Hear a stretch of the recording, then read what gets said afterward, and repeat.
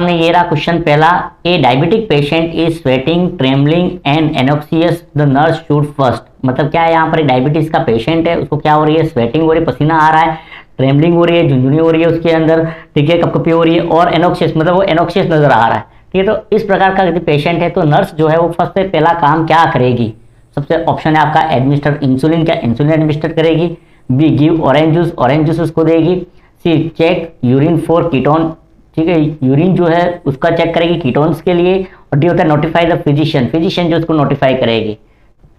इस प्रश्न का हमारा जो आंसर रहेगा वो रहेगा बी रहेगा, गिव ऑरेंज जूस जो है वो देंगे हम, ठीक है। ऑरेंज जूस क्यों देते हैं हम, मेनली डायबिटीज का पेशेंट है तो क्या रहेगा, एंटी डायबिटिक ड्रग लेता है, और एंटी डायबिटिक ड्रग जैसे कि इंसुलिन ले रहा है वो, ठीक है, या फिर मेटफॉर्मिन ले रहा है, ठीक है। दोनों ही कंडीशन में क्या होगा, हाइपोग्लाइसीमिया होगा उसको, और हाइपोग्लाइसीमिया होगा तो उसके कारण से क्या हो सकता है, ब्रेन टिश्यू को ऑक्सीजन नहीं मिलेगा, तो उसको क्या हो सकता है, स्वेटिंग ट्रेमलिंग एनोक्सियस हो सकता है, ठीक। तो ये मेन जो लक्षण 3 दिखाई दे रहे हैं वो लक्षण दिखाई दे रहे हैं हमारे हाइपोग्लाइसीमिया के, पेशेंट के अंदर हाइपोग्लाइसीमिया हो रहा है, उसके सिम्टम दिखाई दे रहे हैं, तो उसके कारण से हम उसको क्या दिया जाएगा, ऑरेंज जूस जो है वो उसको दी जाएगी, है ना। बढ़ते अगले क्वेश्चन की तरफ फटाफट। दूसरा प्रश्न आपके सामने ये रहा, ठीक है।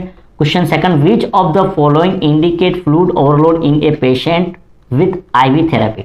मतलब यहां पर ऑप्शन दिया गया इनमें से कौन सा जो है, ठीक है, वो इंडिकेट होता है, इंडिकेट मतलब एक तरह से कह सकते हैं कि दिखाई देगा जब पेशेंट को क्या हो रहा है, फ्लूइड ओवरलोड हो रहा है। मतलब कोई पेशेंट उसको आईवी थेरेपी दी जा रही है, उस पेशेंट को क्या हो गया, फ्लूइड ओवरलोड हो गया है, बॉडी के अंदर फ्लूइड जो है उसकी मात्रा बढ़ गई है, तो फ्लूइड की मात्रा बढ़ना, ठीक है, उसमें कौन सा ऐसा इंडिकेशन या कौन सी ऐसी चीज दिखाई देगी जिससे नर्स को पता चल जाएगा कि उस पेशेंट के अंदर फ्लूइड जो है उसका ओवरलोड हो गया है।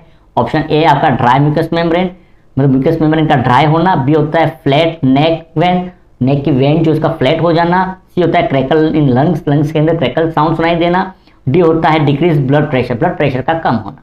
तो इस पेशेंट के अगर देखते हैं फ्लूइड ओवरलोड होना, फ्लूइड ओवरलोड होगा तो उसके कारण से क्या होगा, बीपी जो होता है वो क्या होगा, हमेशा रेज होगा, बढ़ेगा, ब्लड प्रेशर हमेशा रेज हो जाएगा, और साथ ही साथ विनस रिटर्न जो होता है, विनस रिटर्न, ठीक है, वो भी क्या हो जाएगा, रिड्यूस हो जाएगा।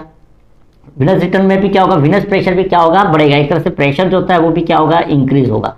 विनस प्रेशर इंक्रीज होने के कारण से क्या क्या सिम्टम दिखाई देंगे, एक तो ब्लड प्रेशर जो होता है वो क्या हो रहा है, अपने यहाँ बढ़ा हुआ है या डिक्रीज हो रहा है, ये ऑप्शन तो होगा ही नहीं, ठीक है। विनस रिटर्न जो है वो क्या होगा, इंक्रीज होगा, ठीक है, मतलब प्री लोड जो होता है वो बढ़ेगा, एक तरह से कहा जाए प्री लोड जो होता है मतलब हार्ट के अंदर पहले ब्लड जो होता है वो बढ़ जाएगा, और ये बढ़ने के कारण नेक की जो वेन होती है, जुगुलर वेन, उसके अंदर क्या मिलेगा, डिस्टेंशन दिखाई देगा, मतलब फुली दिखाई देगी। तो एक चीज हमेशा याद रखना, हार्ट फेलियर के अंदर प्रीलोड बढ़ता है, प्रीलोड बढ़ने के कारण से नेक जो है उसकी जो जुगुलर वेन जो होती है गर्दन की, उसको फुली दिखाई देती है, तो ये भी नहीं होगा। तीसरी चीज, ड्राई म्यूकस मेम्ब्रेन हमेशा किसमें होता है, डिहाइड्रेशन के अंदर, ऑलवेज डिहाइड्रेशन जो होता है, हाइपोवोलेमिया डिहाइड्रेशन उसके अंदर होता है।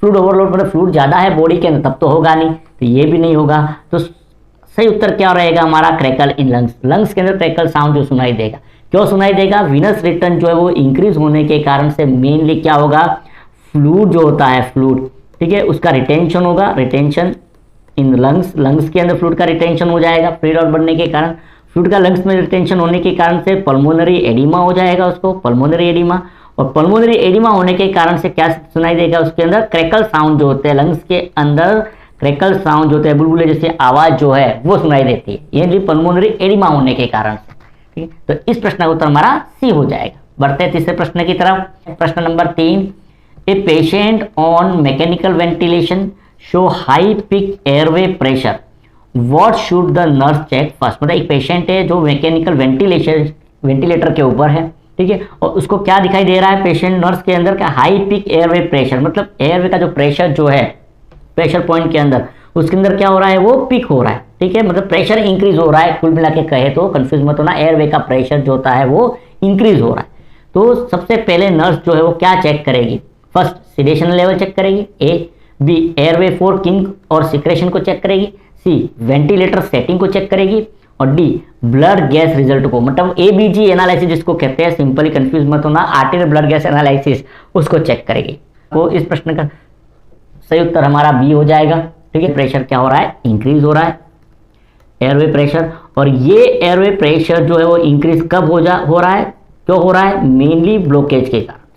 ब्लॉकेज ऑफ ट्यूब में या तो क्या हो रही है, ब्लॉकेज हो रहा है, या एयरवे के अंदर ब्लॉकेज हो रहा है। एयरवे के अंदर ब्लॉकेज कब हो सकता है, म्यूकस जो है उसका क्या हो जाए, प्लग हो जाए। मतलब यहां पर सिंपल में बना के बताओ आपको, ये एयरवे है, ठीक है, फॉर एग्जाम्पल। तो ये एयरवे जो है उसके अंदर क्या हो रहा है, या तो किसी प्रकार का म्यूकस प्लग आ गया है, ब्लॉकेज हो गया उसके कारण से, या फिर वेंटिलेटर की जो ट्यूबिंग जो होती है उसके अंदर क्या हो रहा है, ब्लॉकेज आ रहा है। इस ब्लॉकेज के कारण से क्या होगा कि एयर जो है वो वेंटिलेटर के अंदर, वेंटिलेटर से एयर जो होती है लंग्स के अंदर प्रॉपर फ्लो होगी नहीं, इस एयर के ऊपर रेजिस्टेंस पैदा होगा, और उस रेजिस्टेंस के कारण से, यहाँ रेजिस्टेंस पैदा होगा, उसके कारण से यहाँ पर जो मीटर लगा रहेगा उसमें प्रेशर क्या हो जाएगा, राइज होगा, इंक्रीज होगा। तब नर्स बेचारी जो देखती है कि अरे मीटर में तो प्रेशर क्या हुआ है, बढ़ रहा है, बढ़ रहा है, इसका मतलब नर्स को सीधा दिमाग में क्या लाना है कि यहाँ से हवा सीधी लंग्स के अंदर जानी चाहिए, जो नहीं जा रही है, या तो कहीं ट्यूब जो है उसमें क्या हो गया, ब्लॉकेज आ गया, किनकिन हो गई है, या फिर एयरवे के अंदर कहीं म्यूकस का प्लग जमा हो गया, सिक्रेशन जमा हो गया उसके कारण से। इस प्रश्न का आंसर हमारा बी हो जाएगा। बढ़ते तीसरे प्रश्न की तरफ, क्वेश्चन नंबर 4 की तरफ। A patient with type 1 diabetes is admitted with Kussmaul breathing and fruity breath odour, the nurse suspect. मतलब एक पेशेंट है, उसको टाइप 1 डायबिटीज है, एडमिटेड हो रहा है, उसको क्या हो रहा है, कुस्मल ब्रीथिंग हो रही है और मुंह से फ्रूटी ब्रीथ आ रहा है, मतलब कीटोन ब्रीथ या फ्रूटी ब्रीथ जो है वो आ रहा है, ठीक है, मतलब फ्लो जैसी सांस या बदबू आ रही है। तो नर्स जो है, ठीक है, वो क्या सस्पेक्ट कर सकती है, A hypoglycaemia, B diabetic ketoacidosis, C hyper osmolar hyperglycaemic state, और डी होता है मेटाबॉलिक एल्केलोसिस। वो क्या होगा, बी डायबिटिक कीटोएसिडोसिस होगा। क्यों कीटोएसिडोसिस होगा, एक्चुअली टाइप 1 डायबिटीज जो है उस कंडीशन में ग्लूकोज नहीं मिलता है, तो फैट जो होती है उसकी मेटाबॉलिज्म होती है, फैट की मेटाबॉलिज्म, फैट से फिर क्या होगा, सेल जो थे वो ग्लूकोज नहीं मिला तो फैट से फिर क्या करेगी, वो एनर्जी बनाएगी, सेल को एनर्जी बनानी है किसी तरीके से, तो फैट से एनर्जी बनाती है तो वो बनता है कीटोन, ठीक है, कीटोन बन जाते हैं। और इस कीटोन का क्या होता है, एक्यूमुलेशन, मतलब ये कीटोन फिर क्या होता है, इकट्ठे हो जाते हैं, जमा हो जाते हैं बॉडी के अंदर। और कीटोन जो होते हैं वो, क्योंकि ये क्या होते हैं, एसिडिक होते हैं, कीटोन बॉडी जो होती है वो क्या होती है, एसिडिक होती है, और उसके कारण से क्या होता है, एसिडोसिस, उसके कारण से एसिडोसिस होता है, मतलब पीएच जो होता है वो कम हो जाता है, उसको ही कहते हैं हम DKA, डायबिटिक कीटो एसिडोसिस कहा जाता है, ठीक है। और उसमें फिर क्या होता है, मेनली जब एसिडोसिस हुआ तो बॉडी क्या करेगी, पीएच को बढ़ाने की कोशिश करेगी, पीएच को बढ़ाना, एल्केलाइन करने का तरीका क्या रहेगा बॉडी का, सिंपल है कि ज्यादा मात्रा में क्या करे, CO2 जो है, ठीक है, उसको क्या करे, एक्सपेल आउट करे, क्योंकि CO2 जो होती है वही क्या करती है, पीएच को मेंटेन करने में हेल्प करती है, ठीक है। तो CO2 को एक्सपेल आउट करना है ज्यादा, CO2 एक्सपेल आउट करने के लिए वो फिर क्या करेगा, रेस्पिरेशन रेट जो है वो क्या होगा, बढ़ा देगा, तेजी तेजी से क्या होगा, सांस लेगा, और सांस भी कैसे लेगा, पर स्लिप ब्रीथिंग हो जाएगी उसकी शुरू, ठीक है। कीटोन एक्यूमुलेट हो रहा है, कीटोन एक्यूमुलेट, उसके कारण से क्या होता है, फिर ब्लड के अंदर कीटोन एक्यूमुलेट होने के कारण से कीटोन जो है वो फिर क्या होगा, सलाइवा के अंदर आएगा, और उसके कारण से उसको क्या होगा, फ्रूटी ब्रीथ ऑर्डर आएंगे, मतलब एसीटोन ब्रीथ होगी। इस तरह से एसीटोन ब्रीथ जो है वो आता है जिसमें सांस जो है उसके अंदर फ्लो जैसी स्मेल आने लग जाएगी। तो डायबिटिक कीटोएसिडोसिस प्रश्न का हमारा सही उत्तर हो जाएगा। ये मेन शब्द आपको याद रखना है, कुस्मल ब्रीथिंग, DKA, डायबिटिक कीटोएसिडोसिस, आंख बंद करके आपको DKA टिक कर देना, कुस्मल ब्रीथिंग आता है कहीं पर लिखा हुआ तो DKA आपको आंख बंद करके लिख देना है, DKA डायबिटिक कीटोएसिडोसिस, उसका एक कॉम्प्लिकेशन है। पढ़ते अगले प्रश्न की तरफ फटाफट। Question number 5, the nurse is caring for a post operative patient with abdominal distension and no bowel sound, which condition should be suspect. मतलब एक नर्स जो है वो केयरिंग कर रही है एक पोस्ट ऑपरेटिव पेशेंट की, ऑपरेशन के बाद के पेशेंट की, उसका एब्डोमन के अंदर क्या हो रहा है, डिस्टेंशन और फुल रहा है एब्डोमन, साथ ही साथ किसी प्रकार का कोई भी बोवेल साउंड, मतलब आंतों में जो आवाज आती है वो आवाज नहीं सुनाई दे रही है। तो नर्स जो है वो किस कंडीशन को सस्पेक्ट कर सकती है पेशेंट के, ए बोवेल परफोरेशन, बोवेल का परफोरेशन हो गया है, बी पैरालिटिक इलियस, सी गैस्ट्रोएंटेराइटिस, गैस्ट्रोएंटेराइटिस हो गया है, डी पेरिटोनाइटिस। तो इस प्रश्न का सही उत्तर हमारा जो हो जाएगा वो होगा बी होगा, पैरालिटिक इलियस होगा। सिंपल है, बहुत इजी है। पोस्ट ऑपरेटिव पेशेंट जो होता है, ठीक है, तो सर्जरी के बाद दो चीजें होती है, या तो एनेस्थेसिया दिया गया पहली चीज, ठीक है, या फिर दूसरी चीज क्या हो सकती है, इमोबिलिटी, इमोबिलिटी। और दोनों ही कारणों से, एनेस्थेसिया, इमोबिलिटी, दोनों ही कारण से क्या हो सकता है कि इंटेस्टाइन जो है उसको नर्व सप्लाई क्या हो सकती है, रिड्यूस हो सकती है, नर्व सप्लाई जो है रिड्यूस हो सकती है। और नर्व सप्लाई रिड्यूस होने के कारण से क्या हो सकता है, डिक्रीज पेरिस्टाल्सिस, पेरिस्टाल्सिस जो होती है, सॉरी पेरिस्टाल्सिस मूवमेंट जो होती है इंटेस्टाइन के अंदर वो कम हो सकती है। और ये पेरिस्टाल्सिस मूवमेंट कम होने के कारण से क्या हो सकता है, वहां पर एक तरह से पैरालिसिस कंडीशन हो सकती है, जिसको कहते हैं हम पैरालाइटिक इलियस। और जब से पैरालाइटिक इलियस होगा, बोवेल के अंदर कंटेंट जो होता है वो आगे मूव नहीं करेगा, फॉरवर्ड मूवमेंट नहीं होगी, और फॉरवर्ड मूवमेंट नहीं होने के कारण से उसके अंदर क्या होगा, रिटेंशन होगा और एब्डोमेन में डिस्टेंशन हो जाएगा। तो इस प्रश्न का सही उत्तर हमारा हो जाएगा पैरालाइटिक इलियस। कि सर्जरी के दौरान गई गलती से क्या हो जाए, नर्व जो है वो कट हो जाए, डैमेज हो जाए, या लंबे इमोबिलाइजेशन के कारण से, या एनेस्थेसिया का जो प्रभाव है, एनेस्थेसिया दी जा रही है उसके कारण से इलियम जो होती है, या एक तरह से स्मॉल इंटेस्टाइन होती है, उसको नर्व सप्लाई बंद होती है, जिसके कारण से वहाँ पर पेरिस्टाल्टिक मूवमेंट बंद हो जाती है, उसको कहते हैं पैरालाइटिक इलियस। तो इसके लिए नर्स जो है वो सबसे पहले उसको क्या करेगी, असेस्ट करती है, असिस्ट करेगी उसको, ठीक है, या उसको सस्पेक्ट करती है। अगला है question number 6, a nurse is caring for A patient with chronic kidney disease, which dietary instruction is appropriate. मतलब एक नर्स जो है, ठीक है, वो क्या कर रही है, पेशेंट जो है उसकी केयर कर रही है, जिसको क्या है, CKD क्रोनिक किडनी डिसीज है। तो कौन सी डाइटरी रेस्ट्रिक्शन जो है वो उसके लिए अप्रोप्रिएट होगी, उपयुक्त रहेगी। ए इंक्रीज प्रोटीन इंटेक जो है उसको बढ़ाना। Be increase dietary product dairy product जो होते हैं, चीज जैसी चीज़ें उसको बढ़ाना।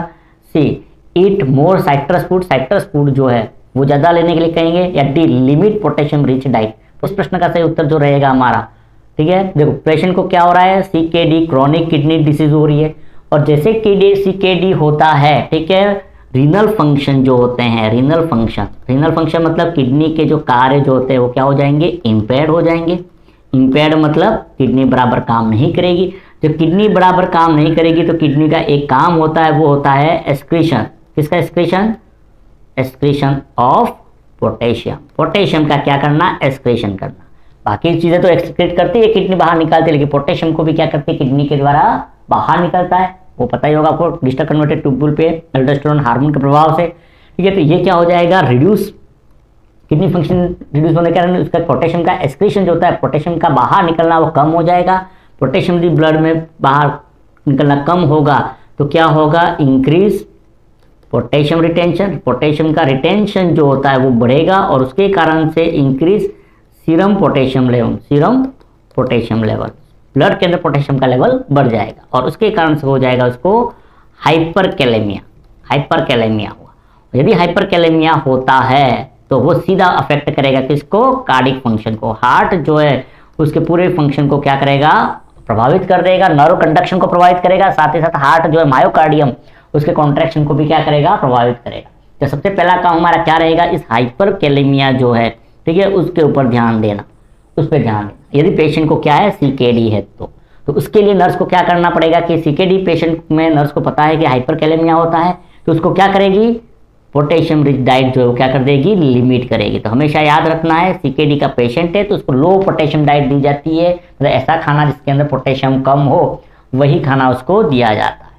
बढ़ते हैं अगले प्रश्न की तरफ। क्वेश्चन नंबर 7, ABG रिपोर्ट, ठीक है। यहाँ पर एक पेशेंट की arterial blood gas analysis report दी गई है, जिसमें pH उसका 7.30 है, PaCO2 55 mmHg है, SCO3 24 मिलीक्विलेंट पर लीटर है, ठीक है। तो what is the correct interpretation, तो ये सब देखते हुए पेशेंट को क्या करेक्ट इंटरप्रिटेशन हो सकता है। ए मेटाबॉलिक एसिडोसिस है, बी रेस्पिरेटरी एसिडोसिस, सी मेटाबॉलिक एल्केलोसिस और डी होता है रेस्पिरेटरी एल्केलोसिस। इस प्रश्न का सही उत्तर हमारा जो होगा, देखो pH जो होता है वो नॉर्मल pH की अगर बात करता हूँ, नॉर्मल की अगर बात करते हैं अपन, तो नॉर्मल pH जो होता है वो होता है 7.35 टू 7.45। फिर अगर बात करते हैं अपन PaCO2 नॉर्मल की, तो वो होता है 40 mmHg, 30 to 40 mmHg होता है। और बाइकार्बोनेट जो होते हैं, ठीक है, वो होता है 22 से 26 मिली इक्विलेंट पर लीटर, ये नॉर्मल है। अब इस पेशेंट की जब ABG रिपोर्ट के अंदर अपन देखते हैं तो pH जो होता है वो क्या है, 7.30, pH कम है। pH कम होना इसका मतलब क्या होता है, एसिडोसिस। pH का कम होना मतलब एसिडोसिस, pH का बढ़ना मतलब एल्केलोसिस। 7.35 से यदि कम है तो एसिडोसिस है, 7.35 तो 45 से ज़्यादा है तो एल्केलोसिस है। PaCO2 क्या है, 55 mmHg है, मतलब PaCO2 कार्बन डाइऑक्साइड का कितना होना चाहिए, 40। ये क्या है, ज़्यादा है, ज़्यादा मतलब कार्बन डाइऑक्साइड कहाँ से निकलती है बाहर, रेस्पिरेटरी लंग्स के द्वारा बाहर निकलती है। मतलब प्रॉब्लम कहाँ पर है, यहाँ पर रेस्पिरेटरी में, रेस्पिरेटरी के अंदर है, ठीक है।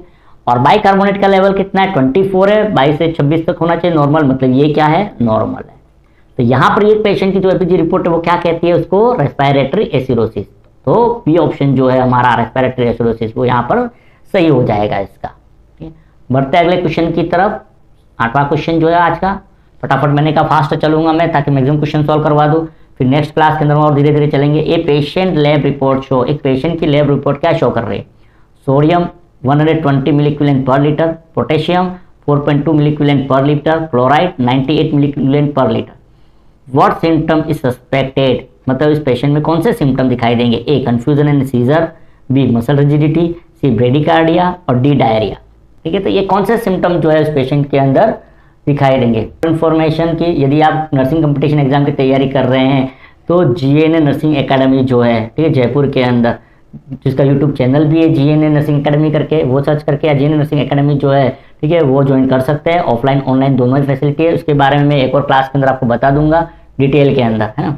यस, यहाँ पर अगर हम लैब रिपोर्ट देखते हैं तो आपको मेन 2 चीज़ों पर बात करते हैं अपन। तो सोडियम का नॉर्मल जो होता है वो 135 मिली इक्विवेलेंट पर लीटर नॉर्मल है, 135 टू 145 तक। ठीक है, पोटेशियम का जो होता है वो 3.5 टू 5.4 होता है। या पोटेशियम का तो दिक्कत नहीं है, लेकिन सोडियम क्या है 120 है, मतलब क्या है उसको हाइपोनेट्रीमिया। जब पेशेंट को हाइपोनेट्रीमिया होता है, सोडियम कम होता है, तो क्या होगा, देखो सोडियम कम होता है तो सोडियम मेनली क्या करता है, सोडियम का काम क्या होता है, फ्लूइड जो होता है, ठीक है, वाटर जो होता है उसको क्या करना, वेसल्स के अंदर रोक के रखना, वेसल्स के अंदर रोक के रखने का काम करता है सोडियम जो होता है, क्योंकि सोडियम जो होता है वो क्या करता है, ऑस्मोलैरिटी जो होती है उसको क्या करता है, ये मेंटेन करता है ब्लड वेसल्स के अंदर। अब आप खुद सोचो कि यहाँ पर मैं ये बना दूँ सेल और यहाँ पर बना दिया मैंने ये ब्लड वेसल्स, ठीक है। अब यहाँ पर सोडियम जो है, ठीक है, उसकी मात्रा यदि कम हो रही है ब्लड वेसल्स के अंदर, ठीक है, तो उसका काम क्या होता है, वाटर को निकाल के अंदर लाने का। ठीक, यदि सोडियम का लेवल बढ़ा हुआ रहेगा तो पानी निकल के किस में आ जाएगा, इस सेल के बीच में से पानी निकल के किस में आ जाएगा, वेसल्स के अंदर आ जाएगा। और उसकी जगह उल्टा हो गया, सोडियम का लेवल कम हो गया, ये पानी जो है सेल के बीच में वो निकल के ब्लड वेसल्स के अंदर आएगा नहीं, ब्लड वेसल्स के अंदर ये पानी आएगा नहीं। और जब ब्लड वेसल्स के अंदर सेल के बीच में से निकल के पानी आएगा नहीं तो उसके कारण से क्या होगा कि सेल के बीच में पानी जो है वो क्या होगा, इकट्ठा होगा, एक तरह से एडिमा होगा। और यही कंडीशन कहाँ हो सकती है, मेनली ब्रेन के अंदर। ब्रेन में भी यही चीज़ होगी कि ब्रेन के अंदर भी क्या होगा, सेल के बीच में पानी निकल के वेसल्स के अंदर आएगा नहीं और उसके कारण से क्या हो जाएगा, उसको सेरिब्रल एडिमा हो जाएगा, है ना। और इस सेरिब्रल एडिमा के कारण से उसको क्या होगा, कंफ्यूजन एंड सीजर आएंगे, कंफ्यूजन होगा सेरिब्रल एडिमा के कारण, ब्रेन टिश्यू कंप्रेस होगा और इरेगुलर क्या होगी, इंपल्स जो है वो बनने लगेगी, ठीक है, और उसके कारण उसको क्या होगा, कन्वल्जन या सीजर आएंगे। तो ये इसका आंसर जो है वो ए हो जाएगा, कंफ्यूजन एंड सीजर जो इसका सही उत्तर हो जाएगा। ठीक है, तो एक प्रश्न तो ये हो गया। बढ़ते अगले प्रश्न की तरफ, question number 9, the nurse is preparing to administer digoxin which finding required withholding the drug. मतलब एक नर्स जो है वो क्या कर रही है, एक पेशेंट को डिगोक्सिन दे रही है, इनमें से कौन सी फाइंडिंग जो है, ठीक है, वो विद होल्डिंग द ड्रग जो है मतलब ड्रग को बंद करने का आदेश देती है, निर्देशित करती है, कौन सी फाइंडिंग जो होती है वो, ठीक है, रिक्वायर करती है। A apical pulse 90 BPM per minute, apical pulse 55 BPM per minute, BP 130 80 BPM mmHg, serum potassium level 4.2 milliequivalent per litre. ठीक है, और सीधा एपिकल पल्स जो है 55। डिगोक्सिन हमेशा याद रखना, डिगोक्सिन होती क्या है, ये है कार्डिक ग्लाइकोसाइड, ठीक है, और ये क्या करती है, increase force of contraction. Heart जो है उसके फोर्स क्या करती है, कॉन्ट्रैक्शन के फोर्स को बढ़ाती है। जिससे फोर्स ऑफ कॉन्ट्रैक्शन इंक्रीज होगा तो क्या होगा, increase cardiac output. Cardiac output जो होता है वो क्या होगा, बढ़ेगा। और कार्डिक आउटपुट यदि बढ़ता है तो स्ट्रोक वॉल्यूम जो होता है, ठीक है, स्ट्रोक वॉल्यूम एक तरह से बढ़ेगा तो कार्डिक आउटपुट बढ़ेगा। कार्डिक आउटपुट बढ़ा तो क्या होगा, ब्लड प्रेशर जो है वो भी राइज होगा। जिससे ब्लड प्रेशर राइज होगा वहां पर कंपनसेटरी मैकेनिज्म में क्या हो जाएगा, ये रिड्यूस हार्ट रेट को क्या करेगा, ये रिड्यूस करेगा। और यदि पेशेंट की हार्ट रेट ऑलरेडी क्या है, कम है, और यदि डिगोक्सिन दे दिया तो उसको क्या होगा, और ज़्यादा सीवियर किस में चला जाएगा, ब्रेडिकार्डिया में, ब्रेडिकार्डिया के अंदर चला जाएगा। तो ऑलवेज डिगोक्सिन जब भी दी जाती है तो उस समय क्या है, पल्स रेट चेक करनी है, पेशेंट को ब्रेडिकार्डिया तो नहीं है। यदि ब्रेडिकार्डिया में पेशेंट जा रहा है तो तुरंत ड्रग को क्या किया जाता है, डिगोक्सिन को विड्रॉल कर दिया जाता है, मतलब रोक दिया जाता है इसको। ठीक, बढ़ते अगले प्रश्न की तरफ, question number 10, identify ECG given below, ये जो ईसीजी दी गई है उसको आपको क्या करना है, आइडेंटिफाई करना है कि किसकी ईसीजी है, ईसीजी को ध्यान से देखना है। उसके बाद ऑप्शन ए है एट्रियल फ्लटर, बी है एट्रियल फिब्रिलेशन, सी होता है साइनस टैकीकार्डिया और डी होता है एसवीटी।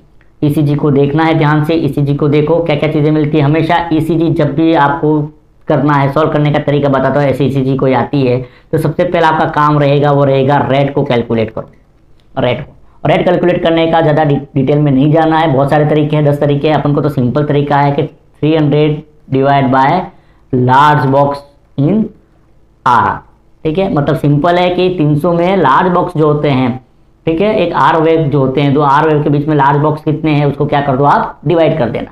यहाँ पर यदि अपन देखते हैं कि ये 1 2 3 4 5 तो सब में क्या है, एक एक बॉक्स आर, एक एक बॉक्स लगभग 1.1 बॉक्स है, तो 300 डिवाइड बाय 1.1 करते हैं तो लगभग ये 270 बीपीएम आ रहा है फॉर एग्जांपल, इतना आ रहा है को देखते हुए। दूसरी चीज जो देखनी है हमें वो चेक क्या कर लेना है, रिदम कैसा है। यहाँ रिदम देखोगे तो आप क्या मिलेगा आपको, रेगुलर, सब में गैप बराबर है, गैप सब में क्या है बराबर है, मतलब रिदम क्या है रेगुलर है, रेगुलर देखना, रिदम देख लेना। फिर देखनी है पी वेव यहाँ पर क्या है, सब में एब्सेंट, पी वेव एब्सेंट है, पी वेव एब्सेंट मिल रही है, ठीक है। मतलब यहाँ पर हार्ट रेट जो है वो क्या है बढ़ी हुई है, मतलब ये क्या है टैकीकार्डिया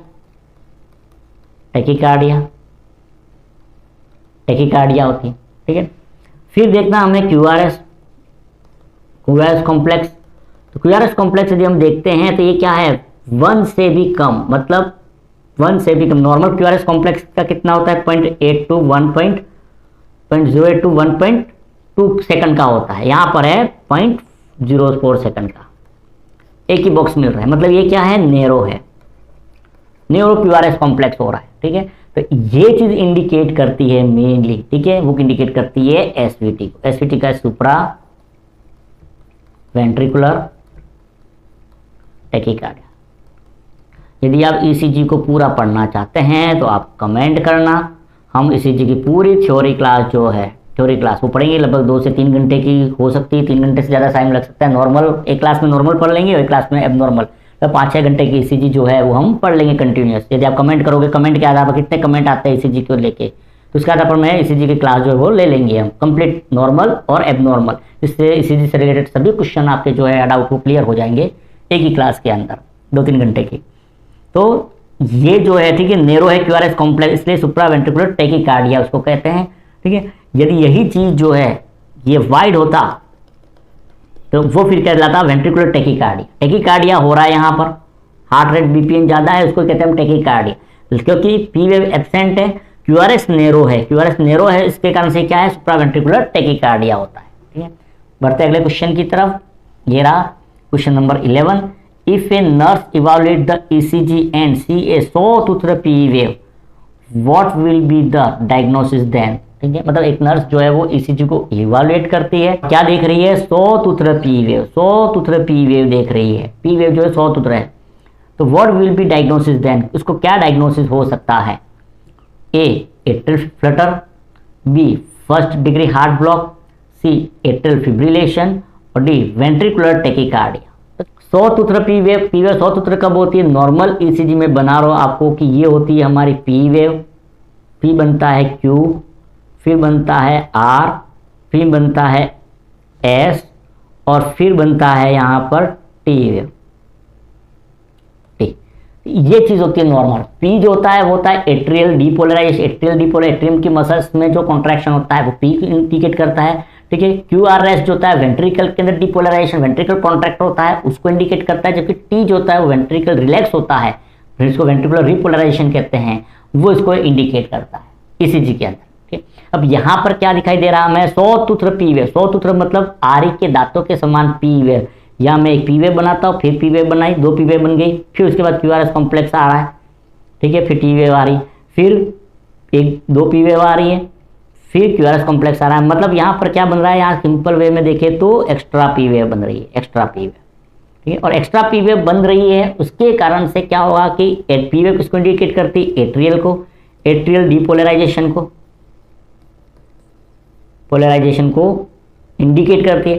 तो 1 मिनट के अंदर पी वेव की यदि आप संख्या देखोगे तो वो क्या हो जाएगी, डबल हो जाएगी। जैसे नॉर्मल कितनी है 100 है तो 200 हो जाएगी या ज़्यादा हो जाएगी, ठीक है। तो ये एक्स्ट्रा पी वेव बनने के कारण से क्या होता है, एट्रियम जो जितनी एट्रियम में कॉन्ट्रैक्शन हो रहा है तो कॉन्ट्रैक्शन रेट जो एट्रियम की क्या हो जाएगी, इंक्रीज होगी, पहली चीज़ तो, ठीक है। कॉन्ट्रैक्शन रेट इंक्रीज होना उसको कहेंगे टेकिकार्डिया, और एक्स्ट्रा हो रही है, सौतुत्र हो रही है, ठीक है। तो उसके कारण से क्या होगा, एकदम से बहुत तेज एट्रियम के अंदर क्या होगा, कॉन्ट्रैक्शन होगा, ठीक। एक्स्ट्रा ये जो बन रही है, ठीक है, उसको ही हम कहते हैं फ्लटर, फ्लटर कहते हैं, ठीक है। क्योंकि पी वेव में हो रहा है इसलिए वो क्या कहलाता है, एट्रिया के अंदर है इसलिए एट्रियल फ्लटर। तो एट्रियल फ्लटर के अंदर क्या होता है, सौतुत्र वेव दिखाई देती है। याद कर लेना, एग्जाम में अक्सर क्वेश्चन जो होता है वो पूछा जाता है कंपटीशन एग्जाम के अंदर, सौतुत्र पी वेव। डिग्री के अंदर मेनली क्या होता है, prolonged P R interval. First degree heart block के अंदर पी आर इंटरवल जो होता है वो क्या होता है, लंबा होता है। जबकि एट्रियल फिब्रिलेशन के अंदर क्या होता है, P wave absent, P wave absent होती है और रिदम क्या होता है, इरेगुलर, हमेशा याद रखना। और वेंट्रोट्रिकल टेकिकार्डिया के अंदर क्यूआरएस जो होता है वो क्या होता है, वाइड, पी वेव एब्सेंट और क्यूआरएस वाइड होती है। ये टिपिकल मैंने बता दिया पॉइंट में, इसके अलावा बहुत सारी चीजें ईसीजी के अंदर। बढ़ते अगले क्वेश्चन की तरफ, question number 11। A patient is having calcium level of 7 mg/dl, identify ECG change seen in this. एक पेशेंट है, उसका कैल्शियम लेवल 7 mg/dl है, आपको क्या पता करना है, उसके ईसीजी चेंजेस क्या आ रहे हैं इसके अंदर, ठीक। A P wave inversion, sorry T wave inversion, B prominent T wave, C prolonged QT interval और डी पिक यू वेव। बात हो रही है हमारे कैल्शियम लेवल की, ठीक है। कैल्शियम सामान्य हमारी बॉडी के अंदर कितना होता है तो आपको पता है 9 to 11 mg/dl होता है।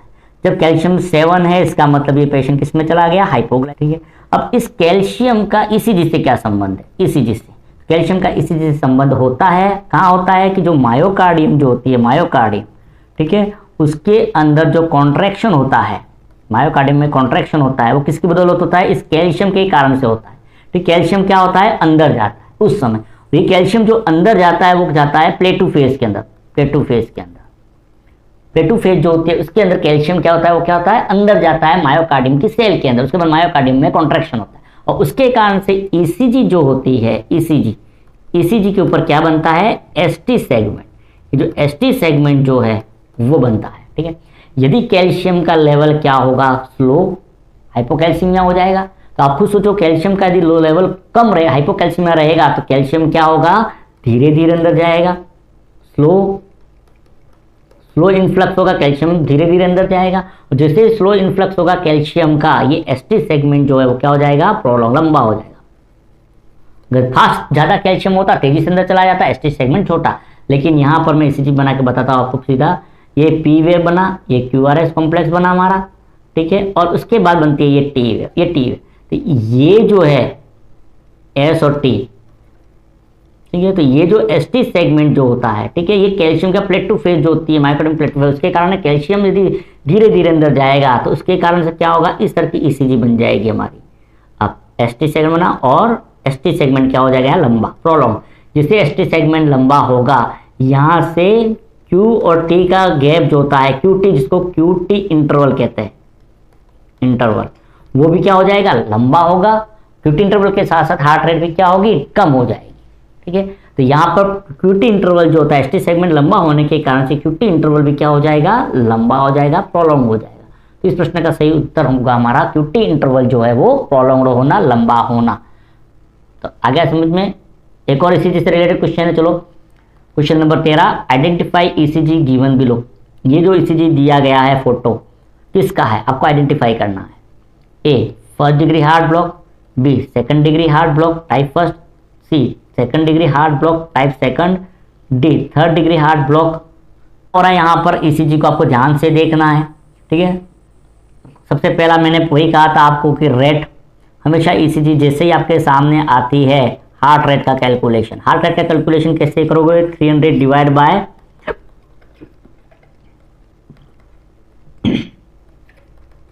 जो आर बार वेव जो है उसमें लार्ज बॉक्स जो इसकी संख्या, यहाँ पर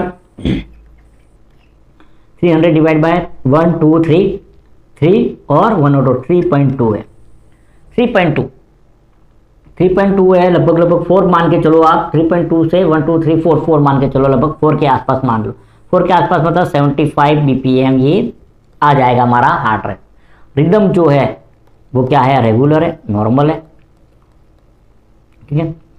पी वेव जो है वो हमें दिखाई दे रही है सब जगह, एब्सेंट नहीं है, तो पी वेव क्या है यहाँ पर प्रेजेंट है, ठीक है। और QRS जो होता है, QRS वो भी क्या है यहाँ पर 2 है, मतलब 0.8 का है, तो ये भी नॉर्मल है। फिर प्रॉब्लम कहाँ आ रही है, प्रॉब्लम जहाँ आ रही है वो अगर देखते हैं आप यहाँ पर देखोगे तो ये पी वेव और ये क्यू है, तो पी क्यू जो है और ये आर, तो ये पी आर जो होता है, पी आर इंटरवल देखो कितना है यहाँ पर। पी आर इंटरवल यदि हम देखते हैं तो कितना मिलता है यहाँ पर, पूरा एक बॉक्स मिल रहा है, मतलब 0.2 सेकंड का आ रहा है। क्योंकि पी आर इंटरवल जो होता है, इंटरवल वो कितना होता है, 0.1 सेकंड का। पी आर इंटरवल 1 सेकंड का होना चाहिए, 0.1 सेकंड का पी आर इंटरवल, उसकी जगह पर 0.2 सेकंड का आ रहा है, पूरा ज़्यादा आ रहा है, प्रोलॉन्ग्ड आ रहा है। मतलब इसका मतलब सिंपल है कि यस पी वेव से QRS, मतलब QRS को मायोकार्डियम में इंपल्स जो होता है SA नोड से AV नोड में इंपल्स जो है उसका कंडक्शन क्या हो रहा है, स्लो हो रहा है। AV नोड से मायोकार्डियम में इंपल्स का कंडक्शन क्या हो रहा है, स्लो हो रहा है, स्लो हो रहा है। इसका मतलब क्या है, ये हार्ट के अंदर ब्लॉक की कंडीशन होती है। मतलब नॉर्मली क्या होता है, SA नोड से एट्रियल के वाल के अंदर जाती है, और एट्रियल वाल से फिर AV नोड को जाता है इंपल्स, और AV नोड से फिर किसको जाते हैं, वेंट्रिकल की मायोकार्डियम को, वेंट्रिकुलर मायोकार्डियम को, वेंट्रिकुलर मायोकार्डियम को। और यही जो चीज जा रही है वही ECG के ऊपर रिफ्लेक्ट हो रही है, इंपल्स का जा रही है वही ECG के ऊपर रिफ्लेक्ट होती है, ठीक है। यहाँ पर मेनली क्या हो रहा है, ऐसे नोड से एट्रियल तक तो जा रही है, कोई दिक्कत नहीं पी वेव, लेकिन उसके बाद एट्रियल से AV नोड और AV नोड से मायोकार्डियम को जा रही है वेंट्रिकल के अंदर, जिसको PR कहते हैं। वो क्या हो रहा है, प्रोलॉन्ग्ड हो रहा है, मतलब ये स्लो हो रहा है, यहाँ पर स्लो हो रहा है, ये धीरे हो रहा है। ये जो धीरे हो रहा है उसको हम कहते हैं first degree heart block. First degree heart block के अंदर क्या होता है, वेंट्रिकल AV नोड जो है, ठीक है, उसके अंदर क्या होता है, किसी प्रकार का कोई प्रॉब्लम आती है, उसके कारण से AV नोड से मायोकार्डियम को जो इंपल्स जा रही है वो स्लो हो जाती है, प्रोग्रेशन स्लो हो जाता है, ठीक है। तो एक तो ये हो जाएगा प्रश्न जो है वो 13वां, याद रखना, first degree heart block. Question number 15, a nurse is assessing A patient with heart failure, which of the following would indicate the activity of ANP in this patient. एक नर्स जो है वो क्या कर रहा है, हार्ट फेलियर का patient जो है उसको असेस कर रही है, इनमें से कौन सी चीज जो है, ठीक है, वो इंडिकेट करती है ANP जो है उसकी एक्टिविटी को, ANP की एक्टिविटी को। A decrease blood volume, B increase blood pressure का बढ़ना, C oedema and fluid retention, D increase renal sodium reabsorption. ANP सबसे पहले आपको समझना पड़ेगा कि ANP होता क्या है। तो ANP होता है एट्रियल नेट्रियूरेटिक पेप्टाइड। अब ये ANP क्या है, एट्रियल नेट्रियूरेटिक पेप्टाइड होता है। ये एक्चुअली क्या है, एक हार्मोन्स है जो कहाँ से रिलीज होता है, राइट एट्रियम जो है उसकी मायोकार्डियम से, राइट एट्रियम की मायोकार्डियम से रिलीज होता है। और ये एक्ट किस पे करता है, मेनली ग्लोमेरुलस के ऊपर, ग्लोमेरुलस की कौन सी सेल, मैसेंजियल सेल पर। और ये क्या करता है, GFR जो होता है ग्लोमेरुलर फिल्ट्रेशन रेट, उसको ये प्रभावित करता है। ब्लड फ्लो जो है उसको क्या करता है, कम में ज़्यादा करने का काम करता है, ठीक है। यदि ब्लड प्रेशर जो होता है वो इंक्रीज होता है, ब्लड प्रेशर जैसे ही इंक्रीज होता है, मेनली क्या होता है, ये ANP जो होता है, ठीक है, बैरो रिसेप्टर होते हैं। हार्ट की स्ट्रेचिंग जो है, ब्लड प्रेशर बढ़ने के कारण से राइट एट्रियम के अंदर ब्लड बढ़ेगा, राइट एट्रियम ब्लड बढ़ने के कारण से एट्रियल नेट्रियूरेटिक पेप्टाइड रिलीज होगा। ये एट्रियल नेट्रियूरेटिक पेप्टाइड जो होता है वो क्या करेगा, दो काम करता है। एक तो क्या करता है, सोडियम जो है उसके रीअब्जॉर्प्शन को क्या कर देगा, कम कर देगा, रिड्यूस। और साथ ही साथ क्या करता है, वेसोकॉन्स्ट्रिक्शन करेगा, वेसोकॉन्स्ट्रिक्शन। और उस वेसोकॉन्स्ट्रिक्शन के कारण से ग्लोमेरुलर को ब्लड फ्लो कम होगा और GFR को क्या करेगा, ये बढ़ाने का काम करेगा। GFR को बढ़ा के यूरिनरी आउटपुट जो है उसको क्या करेगा, बढ़ाने का काम करेगा। उल्टा बोल दिया ना, GFR को बढ़ा देगा और यूरिनरी आउटपुट को क्या करेगा, ये बढ़ाने का काम करेगा। और बढ़ा के फिर क्या करता है, ये ब्लड प्रेशर जो होता है उसको क्या करेगा, रिड्यूस करने का काम करेगा। तो किडनी को ब्लड फ्लो बढ़ा के यूरिनरी आउटपुट को क्या बढ़ाएगा और ब्लड प्रेशर को कम करने की कोशिश करता है नॉर्मली, ठीक। अब होता क्या है, यदि हार्ट फेलियर का पेशेंट है, कंजेस्टिव हार्ट फेलियर का पेशेंट है, तो उस कंजेस्टिव हार्ट फेलियर के पेशेंट में क्या होगा, ब्लड का फ्लो नहीं हो पाएगा। और ब्लड का फ्लो नहीं होने के कारण से क्या होगा, मेनली ये ANP जो होता है, ठीक है, ब्लड का फ्लो नहीं होने के कारण से ब्लड प्रेशर बढ़ेगा। और ब्लड प्रेशर बढ़ने के कारण से एएनपी जो होता है वो क्या होगा, रिलीज होगा, और यही एएनपी जो होता है वो क्या करेगा, सोडियम का रीअब्जॉर्प्शन करेगा। लेकिन यहाँ पर क्या हो रहा है, हार्ट फेलियर हो रहा है। उस हार्ट फेलियर के कारण से ये सोडियम का रीअब्जॉर्प्शन क्या है, प्रॉपर नहीं कर पाता है, ठीक है। और फ्लूइड का क्या होता है, रिटेंशन होता है, और फ्लूइड का रिटेंशन होने के कारण से क्या होता है, उसको एडिमा और फ्लूइड रिटेंशन होगा। कुल मिला के तो ये सिर्फ कंफ्यूजन वाला है, ये लाइन कंफ्यूजन के लिए बताई थी, मैंने मैकेनिज्म बता दिया।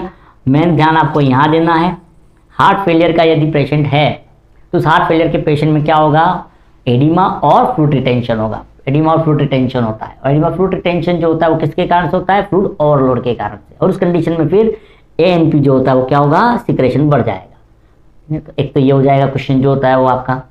बढ़ते अगले प्रश्न की तरफ, question number 16, which of the following pulmonary function test result is most indicative of air trapping, a common feature in COPD.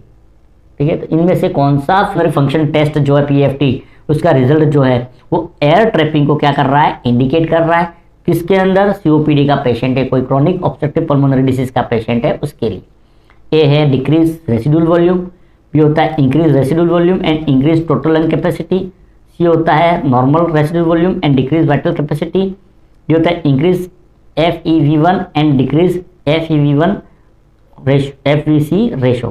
ठीक है, एक बात बता दूं मैं आपको, इसमें FEV1 जो होता है वो होता है forced expiratory volume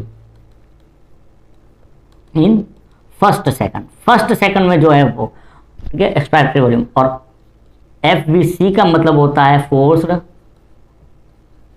vital capacity. ये दो टर्म होती है। पीएफटी के अंदर मेन ये दोनों चीजें देखी जाती है, कंफ्यूज नहीं होना आपको। मेन चीज क्या ध्यान में रखना है आपको कि सीओपीडी का पेशेंट है, उसकी जब पीएफटी की जाती है तो उसके अंदर हमेशा फोर्स एक्सपायरेटरी वॉल्यूम जो होता है वो क्या होता है, हमेशा हमें कम मिलता है। अब खुद देखो सीओपीडी कहते हैं, क्या दिमाग में आएगा आपके, ये हमारे लंग्स है और ये ब्रोंकियल ट्री है फॉर एग्जाम्पल। अब सीओपीडी में क्या हो रहा है, ब्रोंकोस्पाज्म हो रहा है अस्थमा के कारण से या ब्रोंकाइटिस के कारण से, और ये बंद हो गया। ये बंद होते ही एयर का फ्लो जो होता है वो क्या हो जाएगा, रिड्यूस। एयर का फ्लो क्या होगा, रिड्यूस होगा, मतलब एयर जो होती है, ठीक है, वो बाहर नहीं निकल पाएगी। एयर के अंदर क्या होगी, ट्रैपिंग होगी, एयर अंदर फंस जाएगा। एयर अंदर फंसने के कारण से ये जो एयर बाहर निकलना जो है वो क्या होगा, कम हो जाएगा। तो फोर्स एक्सपायरेटरी वॉल्यूम क्या होगा, हमेशा डिक्रीज होगा इस कंडीशन में। तो ये तो ऑप्शन हो ही नहीं सकता। ठीक है, सेकंड, जब एयर की ट्रैपिंग होगी, अंदर एयर लंग्स में भरा हुआ रहेगा, पूरी तरह से लंग्स एयर से खाली होगा नहीं, इसका मतलब एयर के अंदर रेसिडुअल वॉल्यूम जो होती है, एयर जो अंदर रह रही है वो क्या हो जाएगी, रेसिडुअल वॉल्यूम क्या होगी, बढ़ेगी। रेसिडुअल वॉल्यूम क्या होगी, इंक्रीज हो जाएगी। जैसे रेसिडुअल वॉल्यूम अंदर इंक्रीज हो रही है, ठीक है, अंदर जो इंस्पायरेशन एयर है वो तो अंदर फंसी हुई, रेसिडुअल वॉल्यूम भी फंसी रही है। रेसिडुअल वॉल्यूम बढ़ने के कारण से टीएलसी जो होता है वो भी क्या होगा, इंक्रीज होगा, बढ़ेगा। टोटल लंग कैपेसिटी भी क्या होगी, बढ़ेगी। तो रेसिडुअल वॉल्यूम यहाँ पर क्या हो, इंक्रीज हो रही है, इसमें डिक्रीज हो रही थी, ये भी नहीं हो सकता, नॉर्मल है, ये भी नहीं है, मतलब यहाँ पर आंसर क्या होगा, increase residual volume, increase total lung capacity. तो सीओपीडी में एयरवे में ऑब्स्ट्रक्शन होता है, अवरोध के कारण से एयर की ट्रैपिंग होती है, एयर अंदर लंग्स में रुक जाती है, और एयर लंग्स में रुकती है, उसके कारण से लंग्स में रुकी हुई एयर की मात्रा बढ़ती है, जिसको हम कहते हैं रेसिडुअल वॉल्यूम। तो रेसिडुअल वॉल्यूम बढ़ेगा, रेसिडुअल वॉल्यूम बढ़ा तो साथ ही साथ आपके टोटल लंग कैपेसिटी भी क्या होगी, इंक्रीज होगी। तो इस प्रश्न का उत्तर हमारा बी हो जाएगा। बढ़ते हैं question number 17, a client present to the emergency department with chest pain. एक पेशेंट है जो इमरजेंसी डिपार्टमेंट में आया, उसको क्या हो रहा है, चेस्ट पेन हो रहा है, ठीक है, जो कि 2 घंटे पहले हुआ था।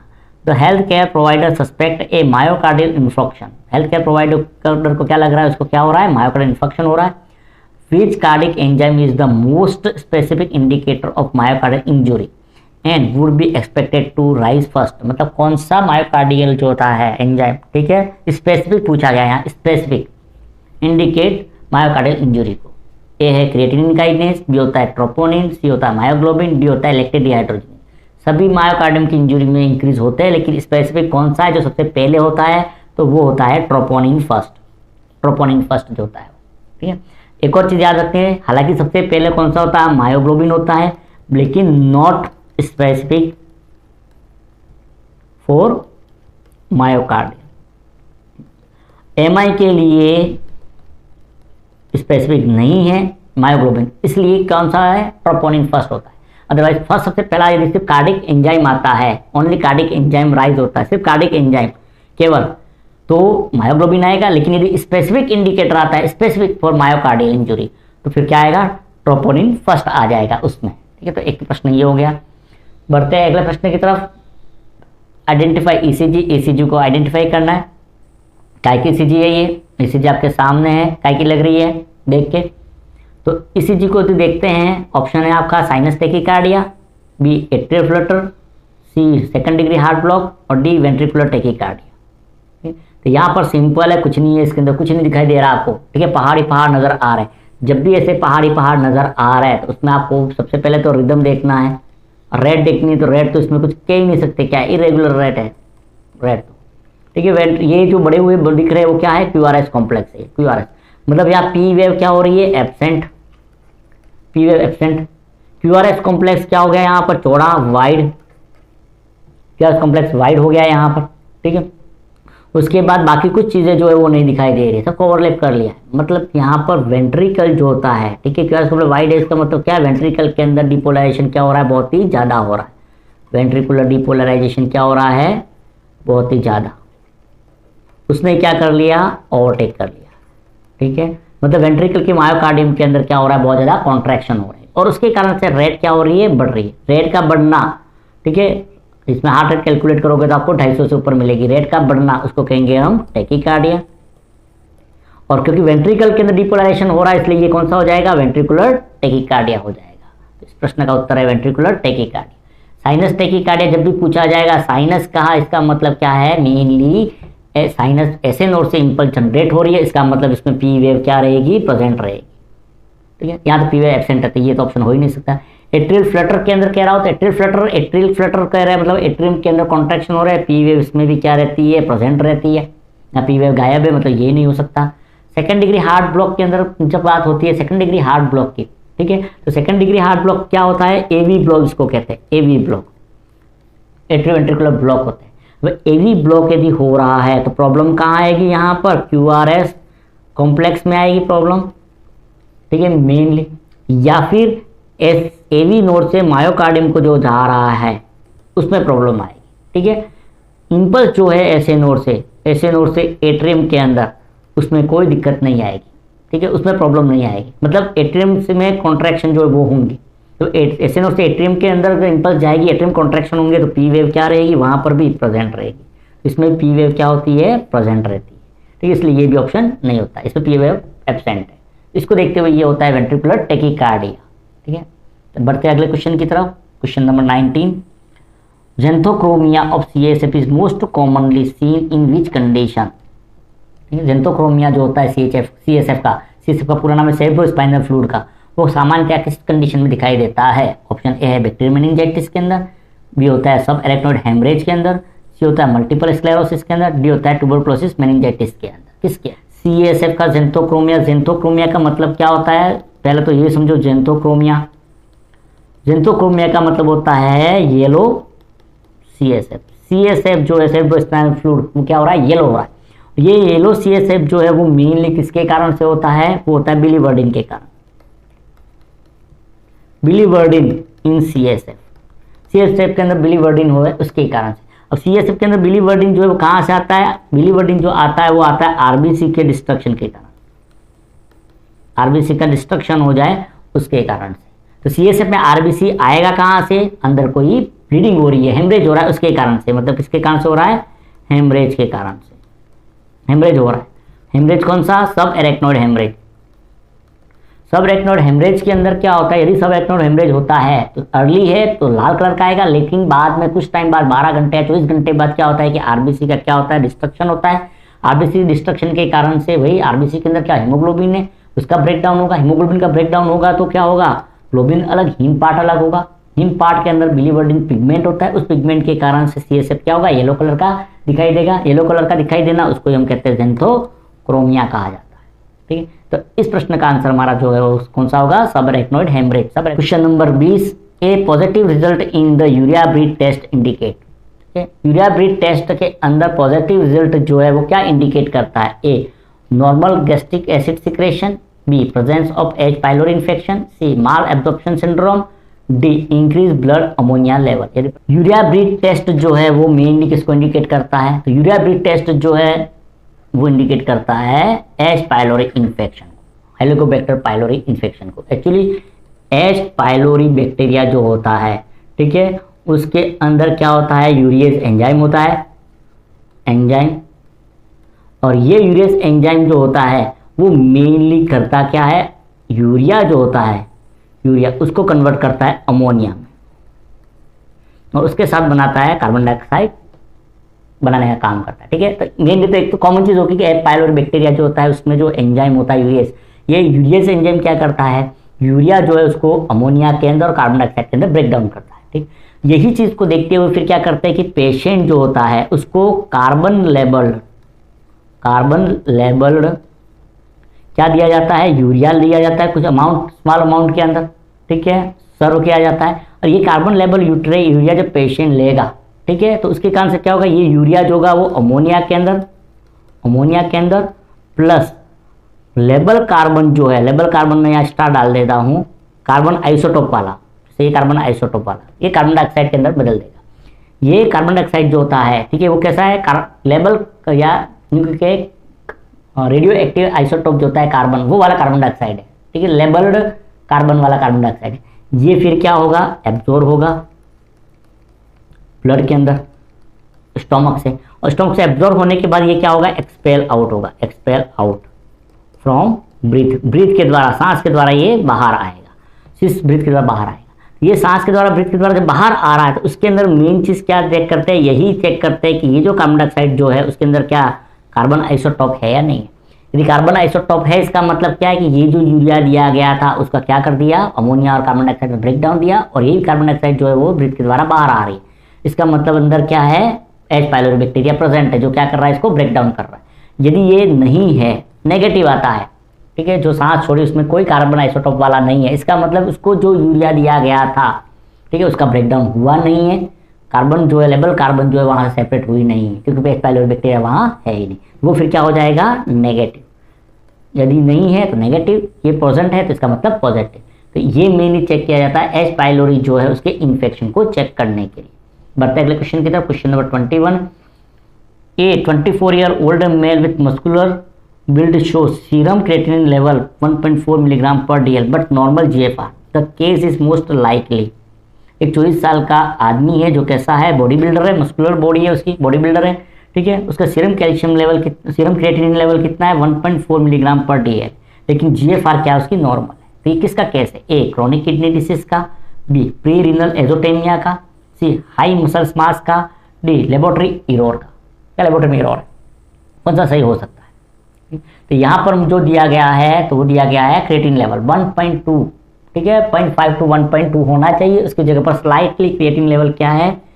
क्रिएटिन लेवल जो है वो क्या है? बढ़ा हुआ, इंक्रीज है। क्रिएटिन लेवल जो बढ़ा हुआ है इसका मतलब क्या हो सकता है? क्रिएटिनिन जो होता है वो क्या बनता है? प्रोटीन की मेटाबॉलिज्म, प्रोटीन मेटाबॉलिज्म जो होती है उससे क्या बनता है? क्रिएटिन बनता है, क्रिएटिनिन बनता है। और ये क्रिएटिनिन जो होता है वो किडनी के द्वारा क्या होता है? एक्सक्रीटेड होता है, बाहर होता है, बाहर निकलता है, किडनी के द्वारा बाहर निकलता है, ठीक है।